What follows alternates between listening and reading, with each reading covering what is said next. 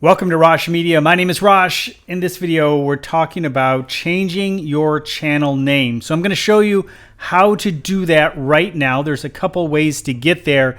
And then I'm going to talk a little bit about why you might want to change your name or maybe when you shouldn't change your name. But we'll get to that in a moment. First, let's get right to it. The first option is from the front page, and that is to click on Customize Channel. You can also find your way here through YouTube Studio. And the way you do that is just go down to Customization and click on that, and you'll come right to this part of your customization section.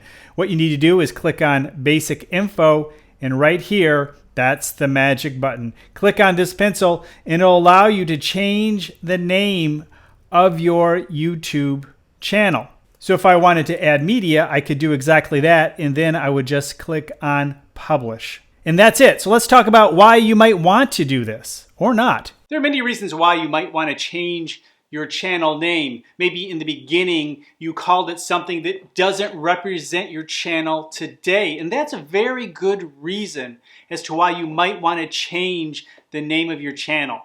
But if it continues to represent who you are and there's actually a brand around it, people even know you as that name, you might want to keep it because sometimes it's hard to build back after you change the name. Now, again, if it has nothing to do with you, you need to think about what is that next step? What should that name be? Do you want it to be a brand or do you want it to be your name?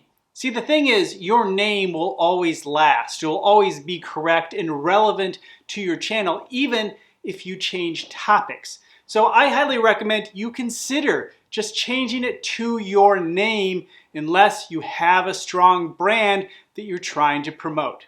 I'll see you in the next video.